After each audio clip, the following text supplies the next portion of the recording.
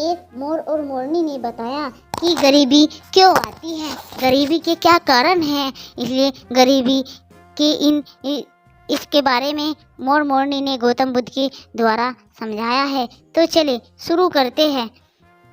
एक बार गौतम बुद्ध अपने शिष्यों को उपदेश दे रहे थे और तभी एक शिष्य ने उनसे पूछा, तथास्तु मनुष्य गरीबी के कारण बहुत लालच करता है, क्या इसका कोई उपाय नहीं है क्या? तब भगवान बुद्ध ने अपने शिष्यों को एक कहानी सुनाते हुए कहते हैं, मोर मोरनी की यह बात ध्यान से समझ लेना, कभी गरीबी नहीं आएगी। एक गाँव में एक बहुत ही गरीब ब्राह्मण रहता था। उसके घर में एक विशाल पीपल का वृक्ष था। उस वृक्ष पर एक मोर मोरनी का जोड़ा रहता था। वे दोनों पति पत्नी बहुत ही बुद्धिमान थे और ब्राह्मण भी बड़ा ही सीधा साधा और सच्चा इंसान था। वह बेचारा गरीबी का जीवन जी रहा था, परिवार का पालन पोषण भी नहीं कर पाता था, लेकिन वह ब्राह्मण उन दोनों मोर और मोरनी का बहुत ख्याल रखता था। उनको खाने को भोजन देता और पीने के लिए पानी देता था। उस ब्राह्मण के दिल में पक्षियों के लिए बहुत दया थी। वह मोर और मोरनी भी उस ब्राह्मण के घर पर बहुत खुश रहते थे।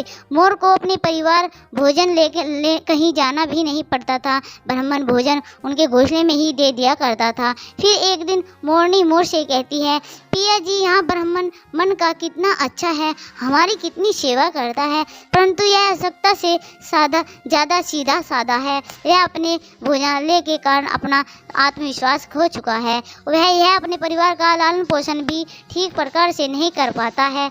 मोर कहता है, हाँ प्रिय, इसके जीवन में बहुत कष्ट है। तब मोरनी कहती है, पिया जी, संसार में यह 6 कष्ट बड़े ही दुखदायी होते हैं। पहला दुख पत्नी का वियोग, दूसरा दुख अपने द्वारा किया गया अपमान, तीसरा दुख है कर्ज को ना चुकाना, और चौथा दुख है दुष्ट राजा की सेवा करना, पांचवा दुख है दुष्ट पुरुषों की संगत करना, और छठा दुख यह है गरीबी भोजन जीवन यापन करना। इन दुखों के कारण मनुष्य का शरीर बिना अग्नि के ही जलता रहता है। ब्राह्मण को अत्यंत चिंतित और लालच लेकर एक दिन मोर और मोरनी ने आपस में विचार किया कि हमें ब्राह्मण की कुछ मदद करनी चाहिए। बेचारा ब्राह्मण हमारे लिए कितना करता है, सारे पक्षियों की कितनी सेवा करता है, इसके बदले में हमें इसके लिए कोई काम धंधा का इंतजाम करना चाहिए ताकि इसका और इसके परिवार का जीवन सुख से व्यतीत हो सके।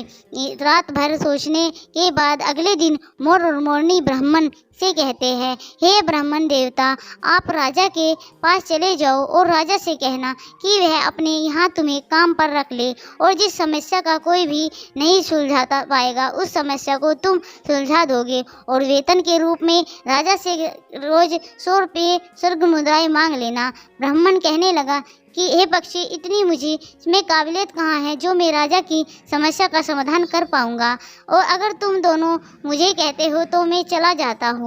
मोर मोरनी के कहने से वह गरीब ब्राह्मण राजा के दरबार में पहुँच जाता गया, और जैसे जैसे दोनों पक्षियों ने उसे समझाया, ब्राह्मण ने राजा से वैसा ही कह दिया, और वह हर रोज वेतन के रूप में 100 रुपये स्वर्ग मुद्राएं भी मांग ली। राजा कहने लगा, ब्राह्मण जानते तो हो स्वर्ग 100 मुद्राएं हमारे यहाँ मंत्री को भी नहीं मिलती, और तुम हमसे 100 मुद्राएं पाना चाहते हो। ब्राह्मण सिर झुकाकर उत्तर दिया, हाँ महाराज, 100 मुद्राओं से कम नहीं लूँगा। उधर मंत्री ने ब्राह्मण को देखा कि उसका रंग सांवला है, शरीर बहुत कमज़ोर है, मेले कुचले फटे पुराने वस्त्र है, सिर पर फटी हुई पगड़ी बंधी हुई है। उसका चेहरा बता रहा था कि वह ब्राह्मण बहुत ही गरीब है। फिर भी मंत्री का न जाने क्या सोची, उसने राजा से कहा, महाराज, इसे आप 100 स्वर्ग मुद्राएं वेतन में रख लीजिए। यह ब्राह्मण गरीब तो है ही, पर जो 100 मुद्राएं से कम नहीं ले मान रहा है तो जरूर इसमें कोई ना कोई काबिलियत जरूर होगी। राजा बोला, ठीक है मंत्री, जैसा आप कहते हैं 100 मुद्राएं मैं रोज रख लूँगा, तो क्या दूसरों के साथ अन्याय नहीं होगा? हमारे पुराने दरबारी इतने रुपये नहीं पाते हैं। मंत्री ने कहा, महाराज, ब्राह्मण यदि 100 स्वर्ग मुद्राएं पाने की जिद कर रहा है तो जरूर कोई ना कोई विशेष बात इसमें होगी। इसके चेहरे को देखकर किसी निष्कर्ष पर मत पहुँचे। मंत्री के बार बार आग्रह करने पर राजा ने ब्राह्मण को अपने यहाँ पर रख लिया और फिर शाम को राजा ने उस ब्राह्मण को 100 स्वर्ग मुद्राएं दे दी और 100 मुद्राएं लेकर वह ब्राह्मण अपने घर आया और वह मुद्राएं उसने अपनी पत्नी के हाथ में थमा दी। उसकी पत्नी ने आज पहली बार इतना धन देखा था। उसकी आंखें फटी की फटी रह गई और कहने लगी, आप इतनी स्वर्ग मुद्राएं कहाँ से लाए हो? ब्राह्मण ने कहा, देखो, डरने की कोई आवश्यकता नहीं है, यह मुद्राएं कहीं से चुराकर नहीं लाया हूँ। मैं इन दोनों मोर मोरनी के कहने से आज राजा के दरबार में गया था और राजा से 100 स्वर्ग मुद्राएं वेतन रोज पाने का काम मांग लिया है।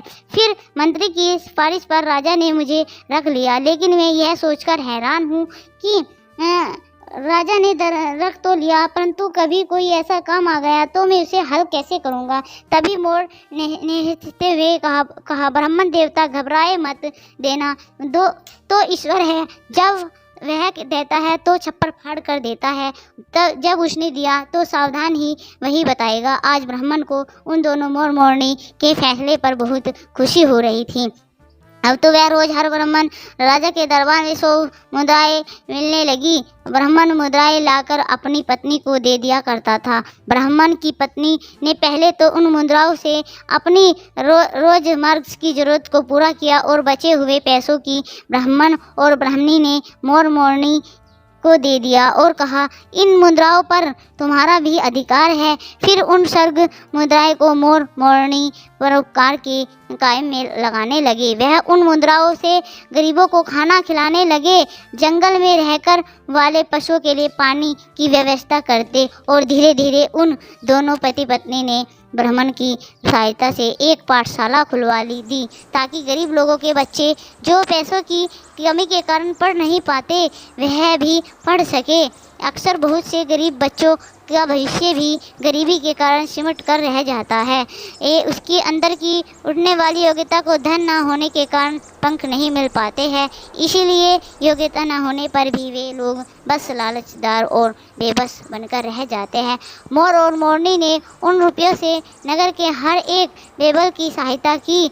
उधर राजमहल में ब्राह्मण को देखकर दूसरों दरबारी उससे जलने लगे। वे हमेशा सोचते रहते थे कि मंत्री की मूर्खता के कारण यह ब्राह्मण रोज 100 मुद्राएं ले जाता है और राजा दरबार में अभी तक इससे कोई 100 मुद्राएं वाले काम भी नहीं लिया। फिर एक दिन ऐसा हुआ कि उस ब्राह्मण की परीक्षा का काम भी आ गया। राजा के दरबार में एक दूसरे देश के राजा का दूत आया। उसने कहा, महाराज, यदि आप हमारे 2 प्रश्नों का सही उत्तर दे देंगे तो हमारा राजा आपको हमारा आधा राज्य दे देगा, नहीं तो आपको अपना आधा राज्य देना पड़ेगा। और यदि आपने उनके इन प्रस्ताव को ठुकरा दिया तो यह आप पर आक्रमण कर देगा। उस पर दूत की बात सुनकर राजा बड़ी चिंतित में पड़ गया कि अगर दूसरे राजा की बात नहीं मानी तो व्यर्थ में ही रक्तपात होगा। फिर यह सोचकर राजा ने दूत से, तुमने राजा के दोनों प्रश्न हमें बताओ। इतना कहते ही दूत एक पालकी मंगवाकर उस पालकी में 3 मूर्तियां रखी हुई थी। वह तीनों मूर्तियां संगमरमर के पत्थरों से बनी हुई थी। तीनों मूर्तियों देखने में वह बिल्कुल एक जैसी लगती थी।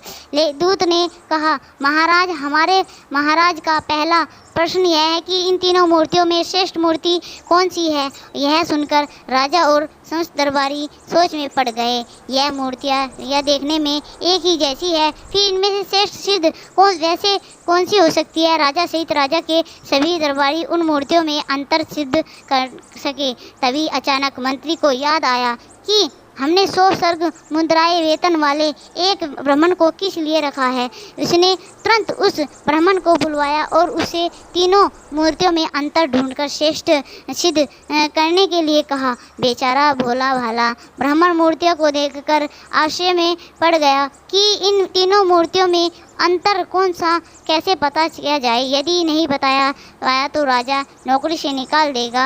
अब तो दरबार में जलने वाला लोग भी सोचने लगे कि आज इस ब्राह्मण का खेल खत्म हो जाएगा। काफ़ी देर मूर्तियों को गौर से देखने के बाद भी ब्राह्मण को कुछ समझ में नहीं आया था। ब्राह्मण ने कहा, महाराज, इन मूर्तियों में को एकांत कक्ष में रखवा दीजिए।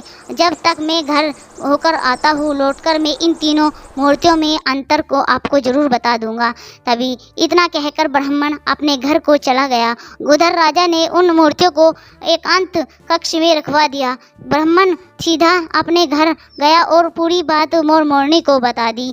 तभी उसने कहा, मोर ने कहा, ब्राह्मण देव, जब तीनों मूर्तियां दिखने में एक जैसी है तो अंतर जरूर उनके अंदर होगा। तुम एक काम करना, एक पतला सा तार उन मूर्तियों के कान में डालकर वह तार कहाँ निकलता है, यह सब बात आकर मुझे बताना, मैं उनका अंतर समझा दूंगा। अब तो ब्राह्मण तुरंत राजमहल में एक पतला सा तार उनके कान में डालकर देखने लगा। मूर्ति के कान में तार डालकर तो वह तार दूसरे कान में बाहर निकल गया कि फिर दूसरी का कान तार डाला तो वह मुंह से बाहर निकल गया। फिर तीसरी मूर्ति के कान में तार डाला तो वह तार बाहर की नहीं निकल। ब्राह्मण ने पूरी बात आकर मोरनी को बता दी और समझाया कि मूर्ति के कान के छेद पार है, जिसका अर्थ है कि वह एक कान से सुनता है और दूसरे कान से निकल जाता है, और तीसरी मूर्ति का कान से सुनकर मुंह से निकल देती है, और तीसरी मूर्ति कान से सुनकर उस बात को पेट में दबा कर रखती है। तीसरी मूर्ति उन तीनों में श्रेष्ठ, जो मनुष्य सबकी सुनकर उस अपने अंदर रखता है, उसे किसी से कहता नहीं, वह समय आने पर इसका प्रयोग मिलता है, वही मनुष्य बुद्धिमान माना जाता है। मोरनी ने जैसा बताया वैसा ही ब्राह्मण ने आकर राजा को बता दिया। फिर दूसरे देश का राजा इस उत्तर से बहुत संतुष्ट हुआ। ब्राह्मण के जवाब से सभी दरबारी भी बहुत प्रसन्न हुए और ब्राह्मण की जय जयकार करने लगे। तभी उस दूत ने दूसरा प्रश्न रखा कि ऐसा व्यक्ति कौन है जो तो मर्त से जीवित रहता है और दूसरा जीवित रहने से जीवित रहता है। प्रश्न सुनकर फिर भागकर मोरनी के पास गया। इस पर मोरनी ने बताया कि हे ब्राह्मण देवता, इसका उत्तर एक तो आप है और एक वेद है। जब व्यक्ति मर जाता है तो मरने वाले के अंतिम संस्कार से लेकर श्रद्धा क्रम तक के कार्य करके पंडित ही दक्षिणा लेकर अपनी जीविका चलाता है, और वेद मृत्यु की ओर जाने वाले बीमार लोगों की जीवित रखता है और अपना पेट भरता है। ब्राह्मण ने यही उत्तर जाकर राजा के सामने रख लिया। पूरे दरबार में ब्राह्मण की जय जयकार होने लगी और फिर शर्त के अनुसार राजा को आधा राज्य मिल गया। पूरे नगर में ब्राह्मण की इज्जत और बढ़ गई। फिर एक दिन राजा ने सोचा कि ब्राह्मण पसंद सुनकर अपने घर क्यों जाता, जरूर कुछ कारण था। राजा के पूछने पर ब्राह्मण ने बताया कि इसके घर के बाहर एक पीपल का पेड़ है, उस पेड़ पर एक मोरनी का जोड़ा रहता है। वे दोनों पति पत्नी हैं, बहुत बुद्धिमान हैं। उनके कहने पर ही मैं आपके यहाँ नौकरी कर रहा था और उन दोनों ने ही इन प्रश्नों के उत्तर मुझे बताए हैं। यह सुनकर राजा भी बड़ा खुश हुआ और राजा ने दोनों मोरनी को अपने महल में बुलवाया। उनसे पूछा, तुमने यह ज्ञान कहाँ से प्राप्त किया है? तब दोनों पक्षियों ने मुस्कुराकर जवाब दिया, यह महाराज, हमने यह ज्ञान इसी ब्राह्मण से पाया है जिनके घर में हम रहते हैं। यह ब्राह्मण बहुत ही विद्वान है, इन्होंने शास्त्रों का बहुत अध्ययन किया है। जब यह ब्राह्मण शास्त्रों का अध्ययन करता था तो हम पेड़ के पर बैठे बैठे सुनते थे। यह इन्हीं की कृपा का फल है महाराज। यह ब्राह्मण बहुत ही सिद्ध सादा है, इनमें आत्मविश्वास की कमी थी। यह जीवन भर अपने सीधेपन से गरीबी का दुख भोगता रहा और इस बार इन्होंने हमारी सलाह से मानी और यह सफल हो गया। राजा कहने लगे, पक्षियों, मुझे तुम पर बहुत गर्व है। तुमने एक लाचार ब्राह्मण का मान बढ़ाया है, साथ ही इस श्रेष्ठ राष्ट्र का नाम रोशन किया है। मांगो, तुम क्या मांगना चाहते हो? तब मोरनी कहते हैं, महाराज, मैं चाहता हूँ कि हमारे नगर में सभी जीव जंतु सुख में हो और कोई भी पक्षी या कोई भी जानवर भूखा प्यासे के कारण ना मरे। मोरनी भी कहती हैं, महाराज, मैं भी चाहती हूँ कि हमारे राज्य